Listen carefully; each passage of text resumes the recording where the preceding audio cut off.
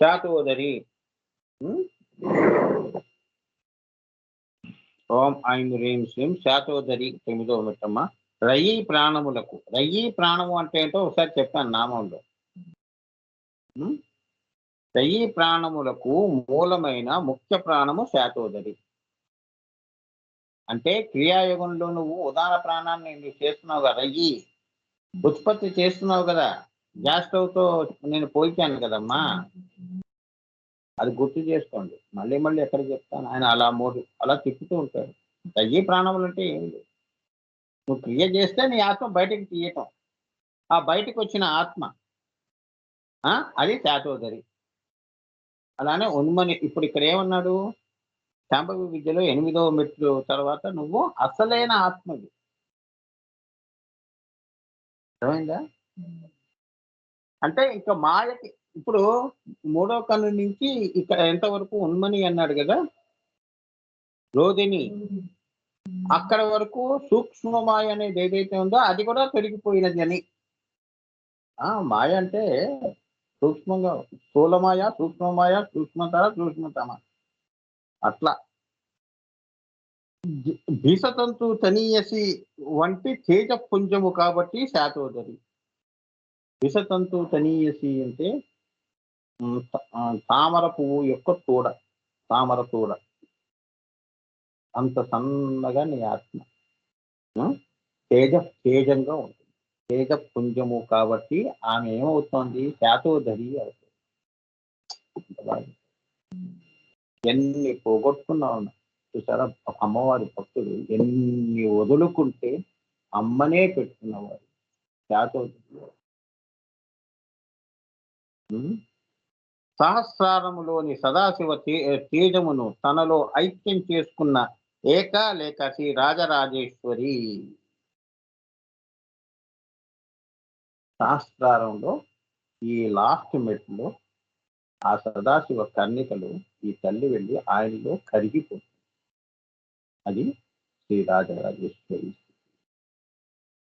ద్వాదశాంత బ్రహ్మశేషములలో తుర్యాతీత స్థితిలో స్వయం సాక్షి అయిన పరాదేవి కూడా అవుతుంది. అక్కడి నుంచి వాళ్ళిద్దరూ ద్వాదశాంతాలు శింసుమారా చక్రము తర్వాత లలితా స్థితి చేరుకున్న తర్వాత తుర్య అప్పుడు ఏమైంది, పరాదేవి అండి ఆమె. పరాత్పర కళాహం శ్రీ చక్ర సంచారిణి. అక్కడి నుంచి పరా నుంచి ఏమి ఇలా సంచారం చేస్తూ ఇంకా సృష్టి చేస్తోంది. అమ్మా నువ్వు మొదలు పెట్టావు, ఎక్కడ నువ్వు ఉన్నావు ఆవిడికి తుది మొదలు లేదు.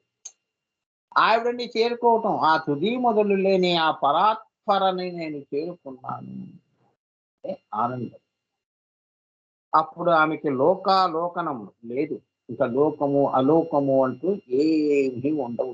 ఆ స్థితి నీకు ఇస్తుంది అమ్మవారు. అంటే అది అవుతావు అని. సర్వము తానే. నువ్వు ఈ శరీరంలో ఇలా అనుకుంటున్నావు, అక్కడికి వెళ్ళినప్పుడు ఇవన్నీ ఉండవు కదా, లోకాలోక అలోక అనేవి లేవు. కాబట్టి నువ్వే ఈ శ్రీచక్ర స్వరూపంగా, లలితా స్వరూపంగా, పరాదేవిగా భాషిస్తావు అని. నీ అసలైన రూపం అది. ఇప్పుడు తెలిసిందా మీరు ఎవరో? ఇప్పుడు చెప్పండి మీ పేర్లు, గోత్రాలు ఇంకా అవు చెప్తున్నాయి అమ్మా, గుళ్ళల్లో చెప్తున్నా గోత్రనామాలు కావు. అసలు నువ్వు ఎవరో ఇందులో శాంభవి విద్యలో నీకు తెలుసు. ఇవన్నీ మర్చిపోయి మనం మరుపులో పడేసి అజ్ఞానములు జీవిస్తున్నాం, జన్మని వృధా చేసుకుంటున్నాం. పుట్టామే కానీ ఈ యొక్క కనీసం తెలుసుకునే ప్రయత్నం కూడా చేయట్లేదు. అవునా?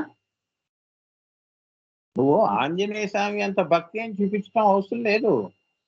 పుట్టి రామ అనరా అంటానికి కూడా మనకి బతకం. నోరు తెరిచి రామ అంటానికి కూడా బతకం,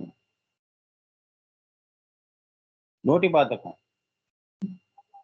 శరీరంతో బతకం ఎటు ఉంటుంది, మాట్లాడటానికి కూడా బతకమే, నోరు తెరిచి మాట్లాడటానికి కూడా బతకమే. కొందరు ఉంటారు బతకస్తులు, తలలతోనే మాట్లాడుతుంటారు, కళ్ళతో మాట్లాడుతుంటారు. ఆ ప్రయత్నం కూడా చేయట్లేదు కదా. నువ్వు రామ అన్నా చాలు. వాల్మీకి ఏమన్నాడు? రామ అనే తత్వమే తెలియదు వేటగాడిగా ఉన్నప్పుడు. అవునా? మర మర మర మర మర మర అనుకుంటూ కూర్చున్నాడు. ఆ ఋషులు అలా చేసుకుంటూ కూర్చో అన్నాడు. అలా వల్మీకం అంటే పుట్టలు వచ్చే వరకు చేసేసారు. వాడి ఒంటి మీద పుట్టలు పట్టేస్తున్నాయి. జడలు జటాజూటాలవుతున్నాయి.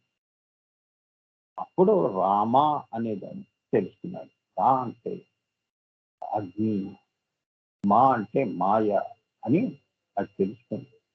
ఈ రామబాణము, రామ అంటే ఈ మాయని ఛేదించేదే రామనామము అనే విషయాన్ని, తత్వాన్ని, పరతత్వాన్ని తెలుసుకొని రాముడి యొక్క గొప్పతనాన్ని తెలుసుకుని ఆ మహానుభావుడు ఉం? ఆ రామాయణం రాశాడు.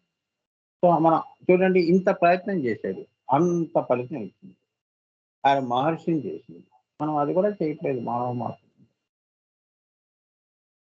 అది ఇక్కడ మనం తెలుసుకోవాల్సిన పాఠం, గుణపాఠం. ఇవన్నీ శిక్షణ, బోధన గురువులు ఇచ్చేది అదృశ్యంగా.